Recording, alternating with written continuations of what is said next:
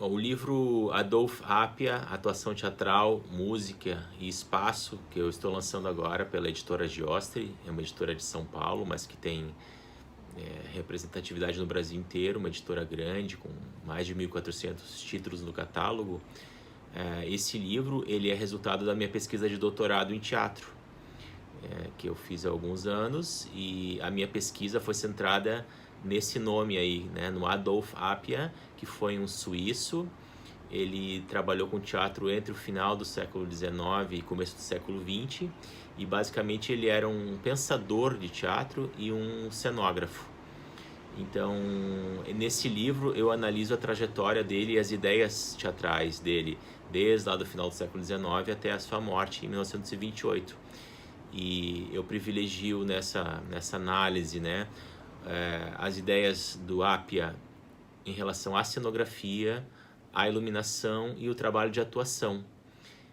O Appia ele é considerado unanimemente assim por pesquisadores do mundo inteiro como um dos grandes revolucionários, os grandes inovadores do teatro a partir do final do século XIX. Então muitas das ideias dele foram concretizadas com o passar do tempo por artistas do mundo inteiro. A simplificação da cenografia, por exemplo, a não necessidade de se fazer um cenário realista, né? Antigamente tinha a ideia de se fazer cenários pintados, bidimensionais, portanto, em que esse cenário pintado representaria o interior de uma casa ou uma paisagem. O Appia ele revoluciona essa ideia, propondo não a representação realista, né, de forma bidimensional de um ambiente cenográfico, mas sim trabalhar com volumes, com escadarias, né, com plataformas que fogem bastante da ideia realista de um ambiente, mas proporcionam para os atores e para as atrizes que entram em contato com esse espaço cenográfico algo que o espaço bidimensional não dá, né? Então, o meu foco na pesquisa, apesar de referenciar as questões da cenografia e da iluminação, que ele foi um grande inovador também, é em relação ao papel do ator, né, dentro do espetáculo teatral. A centralidade que a atuação tem dentro, né? O último livro do Appia, que foi publicado exatamente há 100 anos, no ano de 1921, se chamava A Obra de Arte Viva.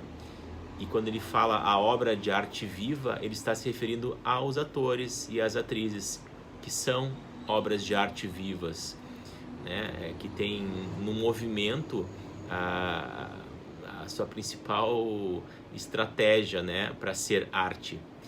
Então, o meu livro, a minha obra, percorre essas ideias do Adolf Appia, principalmente.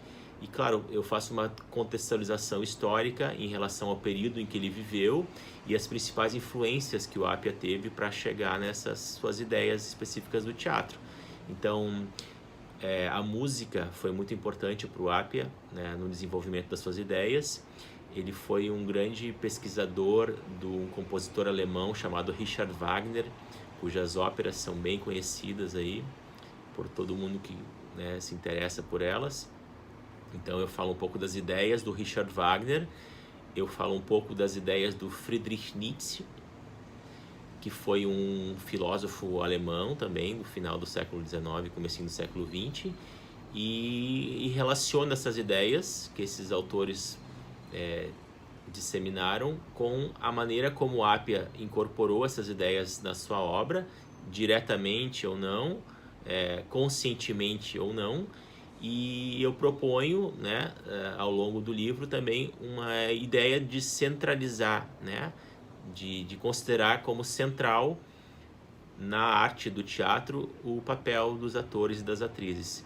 Então tem um percurso histórico, né, que eu faço dentro do livro, então uma contextualização histórica bem aprofundada, e para além disso eu procuro identificar justamente como essas ideias do Appia ressoam contemporaneamente no trabalho de atuação no mundo aqui, principalmente no tempo que a gente está vivendo.